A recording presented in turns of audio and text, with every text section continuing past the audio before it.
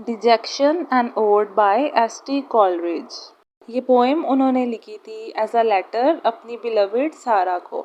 इस पोएम में उन्होंने अपनी पर्सनल डिजेक्शन का जिक्र किया है। डिजेक्शन कहते हैं अ सेंस ऑफ डेस्पेयर और होपलेसनेस। एस.टी. कॉलरिज काफ़ी डिप्रेस थे उन दिनों और उन्हें पोइट्री लिखने की इमेजिनेशन भी नहीं मिल रही थी और उनका सारा के साथ रिलेशनशिप भी बहुत कॉम्प्लेक्स था। ये पोएम उन्होंने अपने सॉरोस पे लिखी थी, लेकिन ये यूनिवर्सल पोएम लगती है। लेटर में उन्होंने सारा का नाम लिखा था, लेकिन जब इसे पब्लिश किया गया तो सारा की जगह ओ लेडी का जिक्र है और ये बहुत लेंथी पोएम है। मैं इसकी समरी की फॉर्म में आपको एक्सप्लेनेशन देती हूँ। इस पोएम की starting ballad of sir Patrick Spencer से होती है। उनका मानना है कि जब नया चांद पुराने चांद को अपने बाजुओं में ले लेता है तो फेयर तो डरो, क्योंकि एक डेडली स्टॉर्म आने वाला है, यानी एक बहुत ही तबाहकुन और तेज तूफान आने वाला है। एस.टी. कॉलरिज जब ये पोएम लिख रहे हैं तो शाम का टाइम है और अब भी कुछ ऐसा ही मौसम हो रहा है कि नया चांद पुराने चांद को अपने बाजुओं में ले रहा है। और एस.टी. कॉलरिज कहते हैं कि अगर सर पैट्रिक स्पेंसर की ये बात सच है कि जब ऐसा मौसम हो तो तूफान आता है, तो फिर आज तूफान आ ही जाए और आने वाली हवाएं सुस्त रफ्तार हवाओं से कहीं ज़्यादा तेज़ होंगी, जो बादलों को शेप दे रही हैं और हवा में विस्पर कर रही हैं। फिर पोएट एक म्यूज़िकल इंस्ट्रूमेंट का नाम लेता है, यूलियन लूट। वो कहता है कि ये हवाएं उसकी तरह मध्यम आवाज़ पैदा कर रही हैं, लेकिन पोएट को वो आवाज़ अफसुर्दा कर रही है और शायर कहता है कि वो खामोश ही रहे। फिर पोएट कहता है कि नया चांद जो सर्दियों में निकला हुआ है वो एक अजीब सी रोशनी से चमक रहा है और चांद के गिर्द चांदनी की लकीर है जो एक पुरइसरार मंजर पेश कर रही है और पोएट उस मंजर को तूफान और बारिश की अलामत समझता है और पोएट चाहता है कि तूफ़ानी बारिश और तेज़ हवाएं शुरू हो जाएं, क्योंकि माजी में ये आवाज़ें उसे अंदर से झंझोड़ देती थी और उसकी रूह को बेदार करती थी और वो चाहता है कि वो तूफ़ानी आवाज़ें उसके अंदर के सुस्त और मुर्दा दर्द को दोबारा ज़िंदगी बख्श दें, क्योंकि एस.टी. कॉलरिज के अंदर का जो पोएट है वो मरता जा रहा है और वो चाहता है कि एक ऐसा तूफ़ान आए जो उसके टैलेंट को जगा दे। अब स्टैंज़ा नंबर 2 स्टार्ट होता है। इसमें पोएट कहता है कि वो बहुत दुखी, बहुत उदास है, लेकिन उसका जो दर्द है वो उसे महसूस नहीं हो रहा है, यानी दर्द चुभ नहीं रहा है, लेकिन फिर भी एक खालीपन है, एक तारीकी और अफसुर्दगी है जो उसे महसूस हो रही है। और ये एक ऐसा दुख है जो ख़त्म ही नहीं होता और उसे ना अल्फाज में सुकून मिलता है ना आंसुओं में। फिर वो कहता है, ओ लेडी, इस गमज़दा हालत में मुझे एक परिंदे की आवाज़ ने अपनी तरफ माइल किया और वो कहता है कि मैं आसमान की तरफ उसके रंग देख रहा हूँ और मैं अब भी देख रहा हूँ कितनी खाली आंखों से। फिर वो कहता है कि मैं बादलों को देख रहा हूँ, सितारों को देख रहा हूँ और उस चांद को देख रहा हूँ जो ऐसा मालूम होता है कि वहीं जमा हुआ है। वो कहता है कि मैं उस सब को बेहद हसीन और खूबसूरत देखता हूँ और मैं उनकी खूबसूरती को देख तो सकता हूँ मगर महसूस नहीं कर सकता। यानी वो इन सब चीज़ों की खूबसूरती को तो देख रहा है, लेकिन उससे कोई इंस्पिरेशन नहीं मिल रही है, वो अंदर से बिल्कुल खाली फील कर रहा है। अब स्टैंज़ा नंबर 3 है और पोएट कहता है कि मेरी जो सोल है, मेरी जो रूह है वो खुश नहीं है। वो इन सब चीज़ों को तो देख रही है, मगर इनका क्या फ़ायदा, क्योंकि ये मेरे दिल पर छाए हुए गम के बोझ को तो नहीं हटा सकती। फिर वो कहता है कि मैं इन चीज़ों को बेशक सारी ज़िंदगी देखता रहूं, लेकिन इन सब चीज़ों से खुशी हासिल करने की उम्मीद नहीं रखता, क्योंकि असल खुशी और जज्बा तो इंसान की रूह से होता है।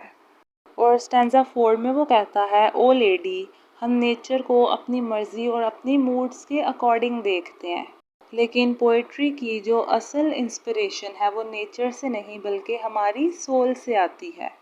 स्टैंज़ा नंबर 5 में पोएट कहता है कि जो लोग दिल से खूबसूरत होते हैं, खुशी और खूबसूरती की असल हकीकत सिर्फ उन्हें ही समझ आती है। और पोएट कहता है कि ये खूबसूरती उसे पोइट्री लिखने पर आमादा करती है, लेकिन ये खूबसूरती हर किसी को नहीं मिलती। صرف انہیں ملتی ہے جن کا دل صاف ہو، اور اس خوشی سے وہ سب چیزیں پیدا ہوتی ہیں جو آنکھوں اور کانوں کو خوش کرتی ہیں، اور ہر دل فریب نغمہ اور ہر خوبصورت رنگ اس روشنی کی جھلک ہے۔ اسٹینزا 6 میں پوئٹ کہتا ہے کہ ایک وقت تھا جب میری زندگی مشکل تھی، لیکن میرے اندر کی خوشی غم کے ساتھ کھیلتی تھی اور اسے پوئٹری لکھنے کی پاور میں بدل دیا، اور اس کی بدقسمتی ایک ذریعہ بنی اس کی پوئٹری لکھنے کا، اور اس کی پوئٹری نے بدقسمتی کو خوشی کے خوابوں میں بدل دیا، اور اسے ایک امید سی مل گئی، اور اسے دوسرے لوگوں کی خوشیاں اور کامیابیاں بھی اپنی لگنے لگیں۔ پر پھر وہ کہتا ہے کہ لیکن اب ان مصیبتوں نے مجھے پھر سے زمین پر جھکا دیا ہے، اور اب مجھے اس چیز کی پرواہ بھی نہیں کہ میری خوشی چھن چکی ہے، لیکن یہ جو تکلیف ہے یہ میری پوئٹری لکھنے کی سکلز کو ختم کر رہی ہے، اور یہ سکلز اسے نیچر کی طرف سے ملی ہیں جب وہ پیدا ہوا تھا تب سے۔ یہ ایک ایسی سکل تھی جو ہر چیز کو خوبصورت بنا دیتی تھی، اور میں جتنا ہو سکے کوشش کرتا ہوں کہ صبر کروں اور اس بارے میں نہ سوچوں، اور جو میری پوئٹری کی سکلز تھیں وہ میرا واحد سہارا تھا، لیکن اب میرا ایک غم میرے پورے وجود پر چھا گیا ہے، اور اب یہ غم میری روح کی عادت بن چکا ہے۔ اسٹینزا نمبر 7 میں پوئٹ اپنے برے خیالات کو کہتا ہے کہ میرے ذہن سے دور ہو جاؤ، تم حقیقت کے سیاہ خواب ہو، میں تم سے منہ موڑنا چاہتا ہوں اور ہوا کی طرف متوجہ ہوں۔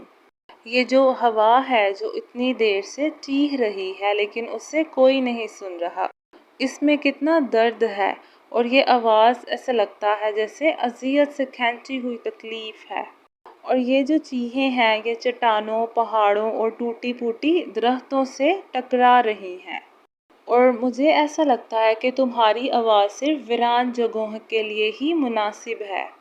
وہ اس کو کہتا ہے کہ جب بہار کا موسم ہوتا ہے اور باغ کھلتے ہیں اور پھول جھانکتے ہیں، تم ایک شیطانی فضا پیدا کرتے ہو جو سردیوں کے دکھ سے بھی بدتر ہے۔ پھر وہ خود کو کہتا ہے کہ تم ایک ایکٹر کی طرح ہو جو دکھ کا منظر پیش کرتا ہے، ایک طاقتور شاعر ہو تم جو جنون تک کی ہمت رکھتا ہے۔ اب تم کیا بیان کر رہے ہو؟ جیسے کوئی فوج شکست کھا کر بھاگ رہی ہو۔ زخمی اور روندے ہوئے لوگوں کی کراہیں سنائی دیتی ہیں، وہ درد میں کراہتے ہیں اور سردی سے کانپتے ہیں، لیکن اب خاموشی چھا جاتی ہے اور وہ تمام شور جیسے کسی ہجوم کا اچانک بند ہو جاتا ہے، اور سب کچھ ختم ہو جاتا ہے، اور اب ایک اور کہانی سنائی دیتی ہے، کم خوفناک اور نرم آوازوں والی، ایک ایسی کہانی ہے جو ڈراتی نہیں اور اس میں خوشی بھی شامل ہے۔ اب یہ ہوا ایک چھوٹے بچے کی طرح آواز کر رہی ہے، ایک ایسا بچہ جو اپنے گھر کے قریب جنگلات میں کھو گیا ہے۔ کبھی وہ ڈر سے آہستہ آواز میں چلاتا ہے اور روتا ہے، اور کبھی تیز آواز میں، اس مقصد سے کہ شاید اسے اس کی ماں مل جائے اور اس کی آواز سن لے۔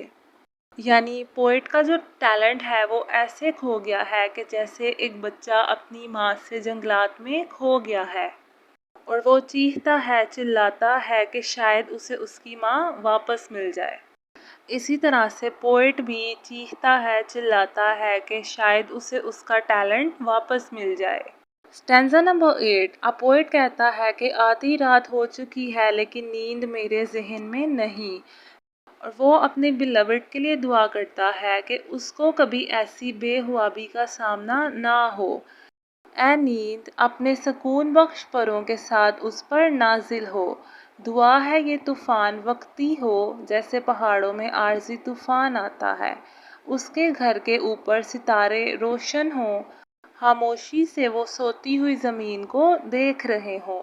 دعا ہے کہ وہ ہلکے دل اور خوشی کے ساتھ بیدار ہو، خوشی اس کی روح کو بیدار کرے اور اس کی آواز کو خوبصورت بنائے، دنیا کی ہر چیز اس کے لیے زندہ اور خوبصورت ہو۔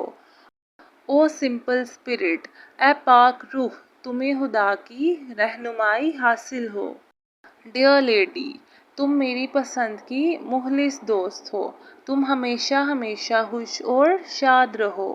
یعنی اس اسٹینزا میں پوئٹ اپنی بیلوڈ کے لیے پرے کرتا ہے کہ جو مصیبتیں اس پہ آئی ہیں وہ اس کی بیلوڈ پہ کبھی نہ آئیں۔ اسے نیند نہیں آ رہی مگر دعا ہے کہ اس کی بیلوڈ کو پرسکون نیند آئے اور اسے قدرت کی تمام خوشیاں ملیں اور وہ ہمیشہ خوش رہے۔ اوورآل ایس ٹی کولریج کی یہ پوئم ان کے اپنے سوروز پہ بیسڈ ہے۔ ان کا جو ریلیشن شپ تھا سارا کے ساتھ وہ اب ختم ہو چکا ہے اور ان کی جو امیجنیٹیو ابیلٹی تھی پوئٹری لکھنے کی وہ بھی ختم ہو رہی ہے۔ اور اس پوئم میں انہوں نے اپنے پرسنل ڈسیپشن کا ذکر کیا ہے۔